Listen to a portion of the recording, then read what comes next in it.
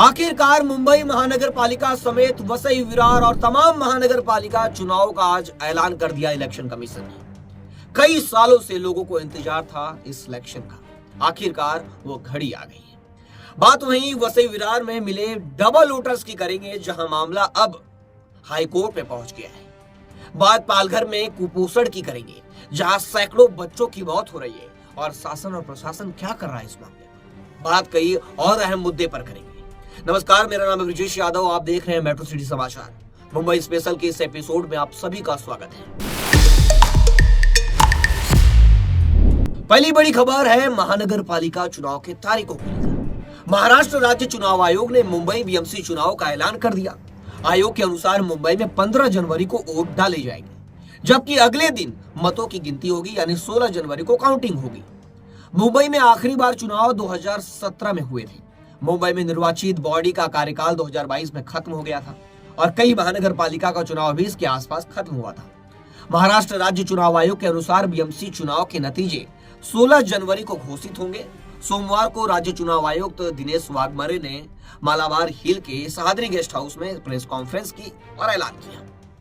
पूरा time table क्या है आप लोगों को पहले समझाता हूं। राज्य चुनाव आयोग की घोषणा के अनुसार Brihan Mumbai municipal corporation BMC के चुनाव 15 जनवरी 2026 को होंगे। उसके साथ 29 और महानगर पालिकाएं जो हैं, वसई विरार महानगर पालिका, मीरा भाईंदर महानगर पालिका, ठाणे म्युनिसिपल कॉर्पोरेशन, सभी महानगर पालिकाओं के चुनाव भी 15 जनवरी को होंगे, चुनाव आयोग ने घोषित कर दिया। वहीं नामांकन की बात करें, नामांकन पत्रों की जांच 31 दिसंबर 2025 को होगी। उम्मीदवार वापस लेने यानी उम्मीदवारी वापस लेने की आखिरी तारीख 2 जनवरी होगी। नामांकन डालने की तारीख होगी 23 दिसंबर और नामांकन पत्रों की जांच 31 दिसंबर 2025 तक होगी और उम्मीदवारी वापस लेने की आखिरी तारीख 2 जनवरी 2026 तय की गई है। चुनाव चिन्हों का आवंटन और उम्मीदवारों की फाइनल लिस्ट 3 जनवरी 2026 को जारी होगी। कुल 29 महानगर पालिकाओं में चुनाव मुंबई बीएमसी चुनाव के साथ कुल 29 महानगर पालिका में चुनाव एक साथ होंगे। इनमें ठाणे, कल्याण, डोंबिवली, वसई विरार, मीरा भाईंदर जैसे बड़े महानगर पालिका शामिल हैं। मुंबई को छोड़कर बाकी 28 महानगर पालिकाओं में मल्टी मेंबर वार्ड होंगे। सिर्फ मुंबई में ही लगभग 3.5 करोड़ वोटर के लिए 10,111 पोलिंग स्टेशन बनाए गए हैं। राज्य चुनाव आयोग के लेटेस्ट निर्देशों के अनुसार चुनाव के लिए नॉमिनेशन फॉर्म ऑफलाइन जमा करने होंगे। इससे पहले 27 नवंबर को महाराष्ट्र राज्य चुनाव आयोग ने राज्य भर के 29 महानगर पालिकाओं में वोटर लिस्ट को फाइनल करने की समय सीमा बढ़ा दी थी। ये कदम वोटर वेरिफिकेशन के लिए अतिरिक्त समय देने और चुनावी रोल की सटीकता सुनिश्चित करने के लिए उठाया गया था। यानी अब महानगर पालिका चुनाव होने हैं, जो इंतजार था वो खत्म हुआ। 15 जनवरी को वोटिंग होगी, 16 जनवरी को काउंटिंग होगी, यानी 26 में चुनाव होके रहेंगे। वही बात अगली बड़ी खबर की, वसई विरार महानगर पालिका क्षेत्र में डबल वोटर्स मिले हैं और डबल वोटर्स को पोलिंग स्टेशन चुनने की अनुमति बहुजन विकास अघाड़ी ने इसे हाईकोर्ट में चुनौती दी है। आगामी महानगर पालिका चुनाव से पहले वसई विरार में प्रकाशित मतदाता सूची यानी वोटर लिस्ट में 52,000 से अधिक डुप्लीकेट नाम सामने आने के बाद एक बड़ा गतिरोध उत्पन्न हो गया है। महानगर पालिका ने डबल मतदाताओं को, यानी जिसका डबल बार नाम है, उनको एक फॉर्म भरकर अपना पसंदीदा मतदान केंद्र चुनने की अनुमति दी है, यानी कहां वो वोट देना चाहते हैं वो चुने एक। हालांकि बहुजन विकास अघाड़ी ने दोहरे मतदाताओं के मुद्दे पर यानी डबल वोटर के मुद्दे पर हाईकोर्ट का दरवाजा खटखटाया है। इन डुप्लीकेट नामों को रद्द करने की मांग करते हुए एक याचिका दायर की है। इस मामले की सुनवाई 22 दिसंबर को होने निर्धारित है। चुनावी संदर्भ में और मतदाता सूची में आगे क्या है, मामला आपको क्लियर करते हैं। वसई विरार महानगर पालिका के लिए महानगर पालिका चुनाव का इंतजार काफी लंबे समय से यानी 5 सालों से हो रहा है। महानगर पालिका क्षेत्र में कुल 29 वार्ड हैं, जिनमें से 28 वार्डों से 4-4 पार्षद और 29वें वार्ड से 3 पार्षद चुने जाने हैं, जिनमें कुल 115 सीटें बनेगी नगर सेवकों की। नगर प्रशासन बड़े पैमाने पर व्यवस्था कर रहा है। बीबीएमसी ने हाल ही में एक मसौदा मतदाता सूची प्रकाशित की थी, जिनमें 11,27,640 वोटर शामिल हैं। यह सूची 1 जुलाई 2025 तक वैध विधानसभा मतदाता सूची के आधार पर तैयार की गई थी। वहीं सत्यापन के दौरान यानी वेरिफिकेशन के दौरान यह सामने आया कि प्रकाशित मतदाता सूची में लगभग 52,378 नाम डुप्लीकेट पाए गए। राजनीतिक दलों ने भी वार्ड वार मसौदा सूची की जांच करने पर बड़ी संख्या में डुप्लीकेट नाम पाए।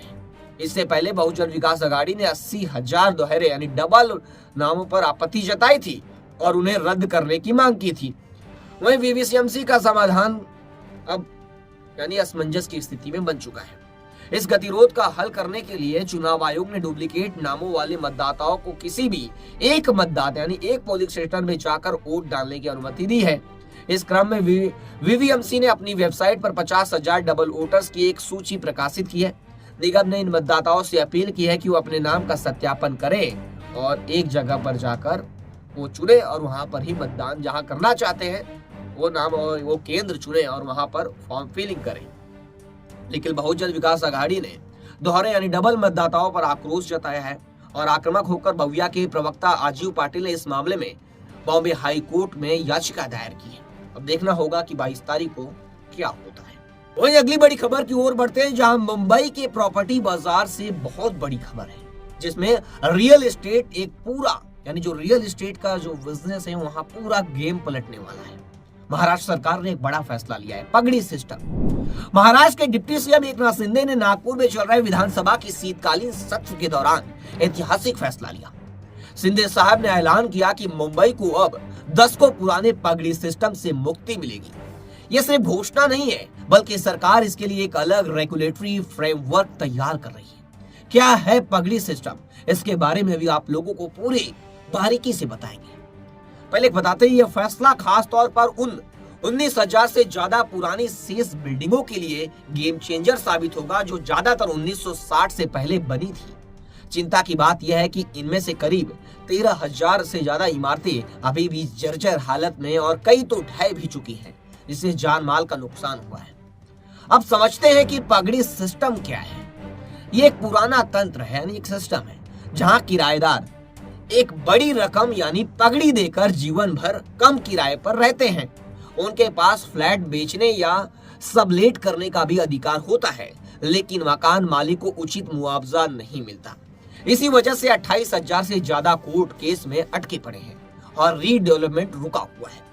लेकिन नए फ्रेमवर्क में सरकार ने किराएदारों यानी रेंट पे रहने वालों और मकान मालिकों दोनों के अधिकारों को सुरक्षित रखने की बात कही है।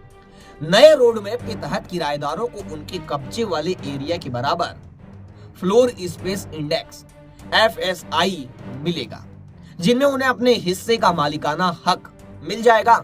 वहीं मकान मालिकों को जमीन के मालिकाना हक के हिसाब से ओरिजिनल FSI दिया जाएगा। इसके अलावा गरीब EWS आर्थिक रूप से कमजोर वर्ग या समाज के लिए, लो इनकम पगड़ी धारकों के लिए फ्री में घर बनाने के लिए इंसेंटिव FSI भी दिया जाएगा। यदि किसी दिक्कत या हाई रिस्ट्रिक्शन के कारण पूरा FSI इस्तेमाल नहीं हो पाता तो बचा हुआ हिस्सा TDR के रूप में मिलेगा। सरकार ने यह भी सुनिश्चित किया है कि कोर्ट के केसेस जितने हैं उनका निपटारा जल्द हो। सरकार हाई कोर्ट की परमिशन लेकर फास्ट ट्रैक कोर्ट बनाएगी ताकि 3 साल के भीतर सारे विवादों को सुलझाया जा सके। पुरानी स्कीमें जैसे 33/7 और 33/9 जारी रहेंगी, लेकिन ये नया रास्ता विशेष रूप से उन बिल्डिंगों के लिए है जो अभी भी अटकी पड़ी है।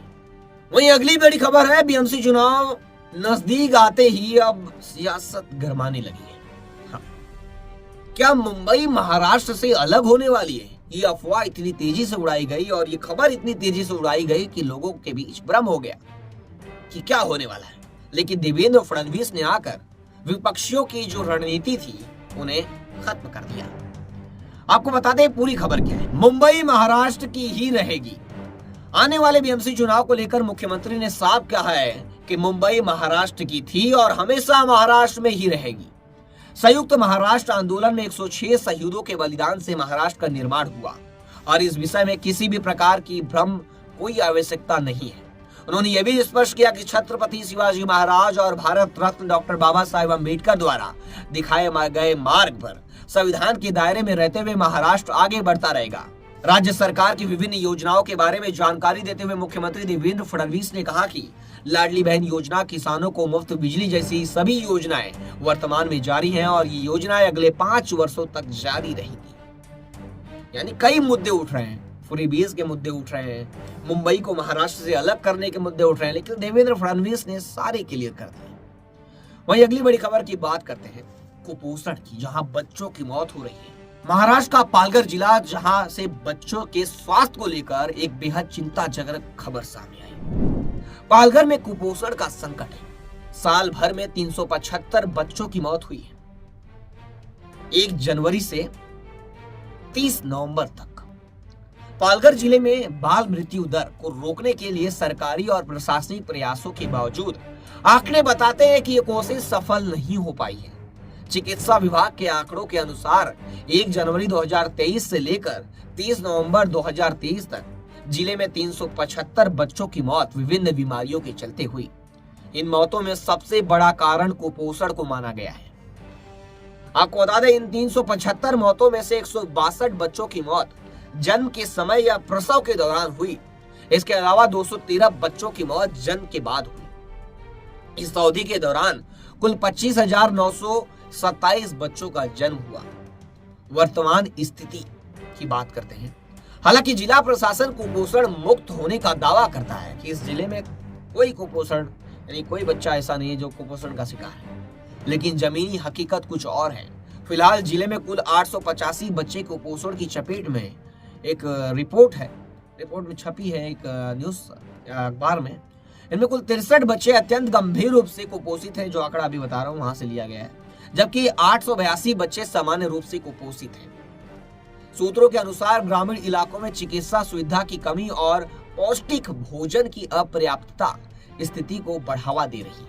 यानी उनको जो प्रोटीन वाला खाना मिलना चाहिए उन बच्चों को आज भी नहीं मिल रहा है। पालघर की ग्रामीण क्षेत्र में बच्चे कुपोषण का शिकार हो रहे हैं, उनसे उनकी मौत हो रही है। दूध, अंडे और मौसमी फल और रेडी टू ईट भोजन उनकी आवश्यकता है। सोचिए, कुपोषण से बच्चों की मौत हो रही है। ये विषय काफी गंभीर है और शासन प्रशासन को इस पर ध्यान देने की जरूरत है। ऐसे लेटेस्ट खबरों के लिए देखते रहे हमारे साथ लगातार मेट्रो सिटी समाचार और हमारे इस तीसरे एपिसोड को फिर आप लोग प्यार दीजिए और 500 लाइक का टारगेट देते हैं आज। और 500 लाइक यानी आप अगर इस खबर को लाइक नहीं करते हैं तो लाइक जरूर कीजिए और चैनल को सब्सक्राइब जरूर कीजिए। फिर मिलूंगा एक नए एपिसोड के साथ, तब तक के लिए जय हिंद।